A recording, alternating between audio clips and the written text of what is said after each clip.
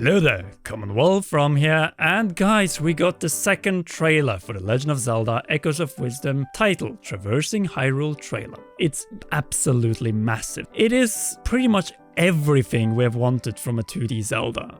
We already said that before, but now with the bigger insight into Hyrule Castle, Castle Town, and so much more, we have the confirmation of a massive Gerudo desert with temperatures and climates, a big Gerudo town with a whole lot of new enemies, and using of the echo abilities, oases. It is just brilliant that you can just pull up a bed in the middle of nowhere and go to bed. And it's actually interesting, it's not called Lanayru, it's called Jabul Waters. And we of course know Jaboon and Jabu Jabu being the deities of the Zora. So as confirmed, we have the Sea Zora and the River Zora, and they actually live in the same waters, the Jabul Waters, but in two different areas. We can see the Zora crest there, that being the Zora Sapphire, or the symbol of Nehru, as we also went a lot over in our previous video. But I have to say that the level design and gameplay just looks absolutely stunning. You can see that this footage has the 4 triangles, so it's a little bit later on, probably after the first dungeon. And the fact that we have the River Zoras, and the River Zoras appear to live in these huts that we were talking about also previously. It seems to be shops of different kinds, but it seems like the River Zoras are living outdoor, apart from the huts of course. The River Zora are living in their own village, while the Sea Zora are living in a classical Zora's Domain setting with waterfalls, indoor settings with vendors, and of course a number of characters. We got a snippet a little bit more of the conflict going on between the Sea Zoras and River Zoras. We don't really know what's gonna happen, but then we get finally to Eldin. We only saw Eldin in the title reveal footage and that screenshot, and now we see just so much more. And I have to say, Eldin Volcano, or Death Mountain, is absolutely massive. We can see climbing areas, we can see a number of additional enemies being confirmed for this territory,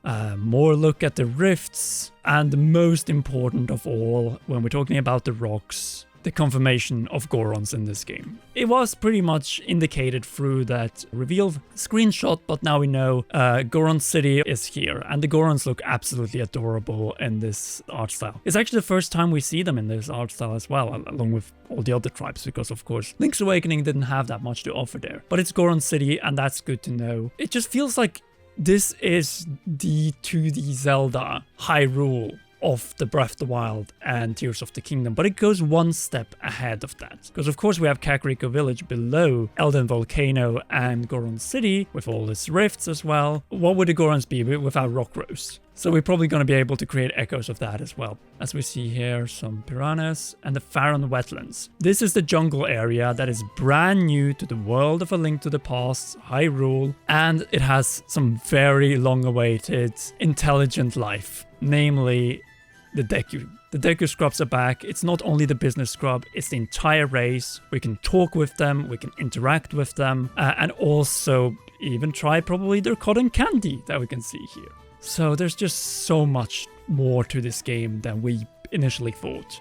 2 new races confirmed right away that we didn't see in the reveal trailer, and then of course the confirmation of side quests. Both main quests and side quests. We see that in the Gerudo section with the Ancestor's Cave of Rest Rift, handed down from the Gerudo in the question here, and from this NPC right here, where we have to help him up out of Upper Wall. In this case, it's just a side quest, but we can also see some posters of Princess Zelda. I think she's actually wanted. It seems like it's a wanted poster of Princess Zelda, as she's trying to help out the poor fellow that is surrounded by a moblin, right?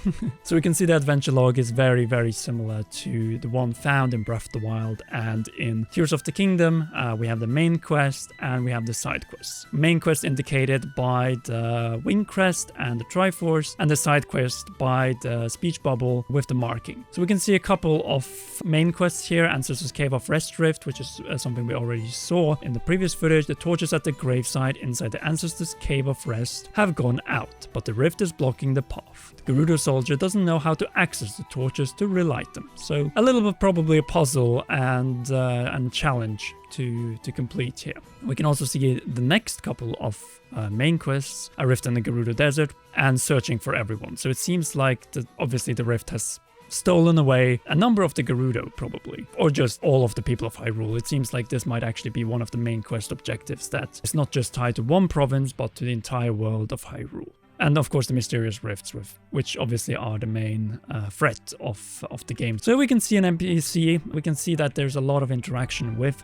NPCs. You can see that in Gerudo Town, including talking about tornado ghosts, which is really fascinating. You can see another example of a couple of Gorons. In this case, we see Zelda talking to one of them, and we can see a Goron in the background. We can see, I think we see a little bit more of Castle Town right here. We can see a wanted poster of Zelda in the corner there, while Zelda is probably about to complete another side quest, which we also see a second later that she completes by bringing a Zol and then being probably rewarded.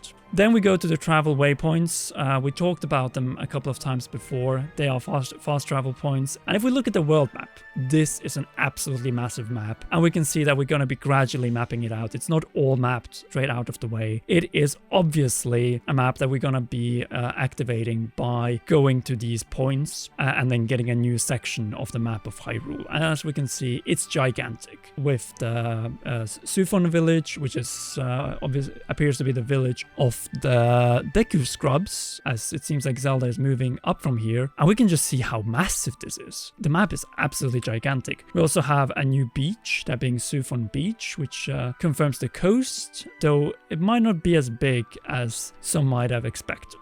But yeah, we can obviously warp between the fast travel points, or the waypoints as they are called. And in this case, we see Zelda teleporting to Sufon Prairie. Yeah, obviously being next to the jungle. This map is just so much bigger. We are exploring the map. We can see that Zelda can jump from heights without taking damage. Obviously, it's a 2D Zelda. And then, of course, to travel around in style and also by speed, we have our trusty steeds.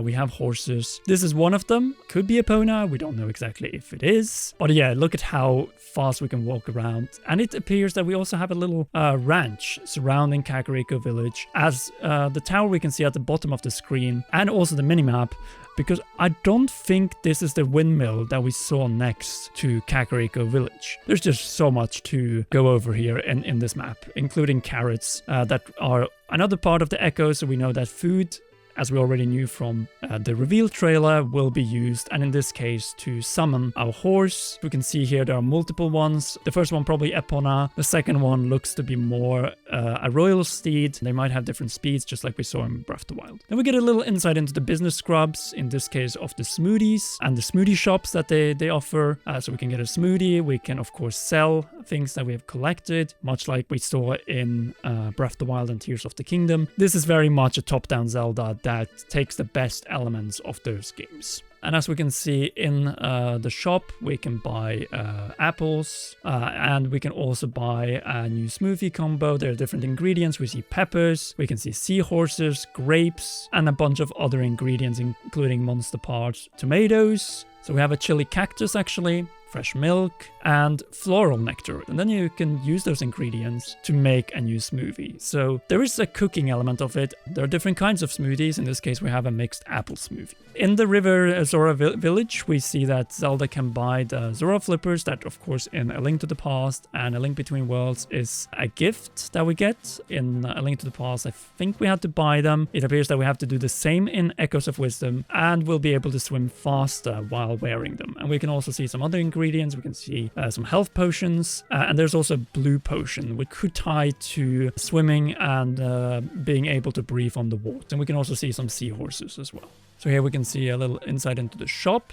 Zelda getting the Zora flippers. There are a couple of accessories as well that they are skipping very quickly through in the inventory, where we have the Zora flippers, we have the Zora scale, which is traditional to these games, which is giving dive time up. We see that in the description that it says a charm made via Zora methods enables the wearer to hold their breath for longer underwater. And we can also see from the clothing section that Zelda can change to multiple different outfits, and that will also change a little bit more that we'll soon get back to. You can also see that we have the frog ring, which appears to be a brand new ability, giving us a jump height up. A ring imbued with the spirit of a frog enables the wearer to jump higher. As we all remember, the frog and Zelda scene from Breath of the Wild, that is a classic. We also see another charm here, that being the heart pin. A heart appearance up, a hairpin with a distinctive heart design, and it makes hearts appear a little more often in the map. Then we have a final accessory, which I don't think is being explored, which looks like a lotus and which has an ability up as well.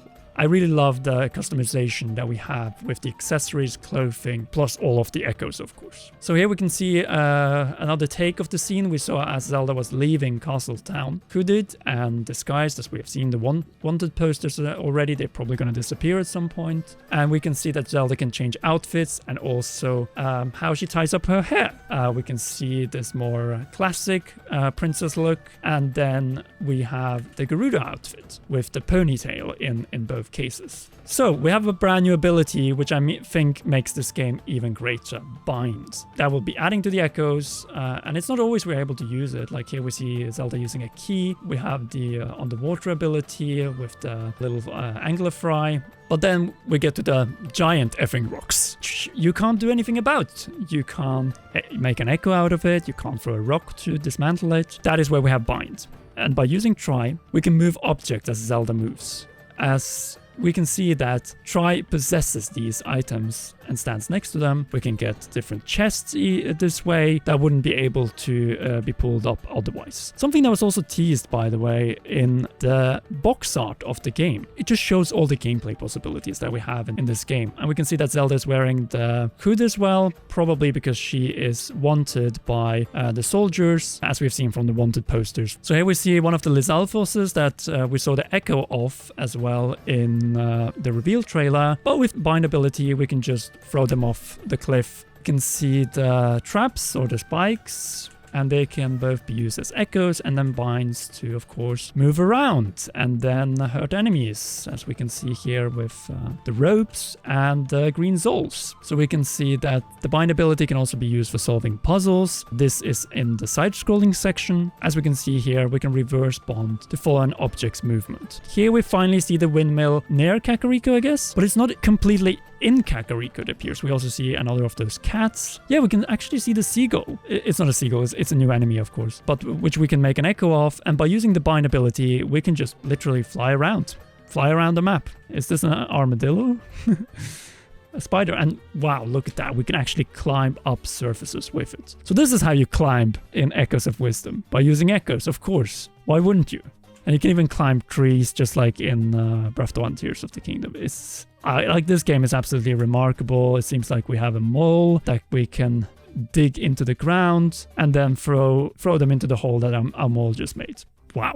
There's just so many possibilities here. And now we can see, yes, I was right. There's a rift in Hyrule Castle. And it spreads. Oh my god, it spreads. It will probably take over most of Castle Town. It will definitely spread. And we also can see some shadow enemies summoned by Ganon, definitely, coming out and taking over more and more. It looks like we have the Gerudo Chieftain and probably the heir to the throne as well, based on the decoration. It seems like we have some sort of wizard as well. There's a lot of mystery tied to this game still. And then we see the giant rift. This game is massive, guys. It's not just Hyrule. It is probably a Dark World as well. September 26th can't come soon enough. This Hyrule is absolutely gigantic. There's so much to this gameplay. There's so much to this game. The 21st Zelda game is putting so much promise, and I'm very glad that they were not spoiling anything else beyond the world itself, not showing us much more of dungeons. Be sure to leave a like, subscribe, and press the notification bell. Big thanks as always to you for watching these videos, and to all our patreon.com/comearound patrons for your financial support, which really helps. Anyway, enjoy one or both of these two awesome videos.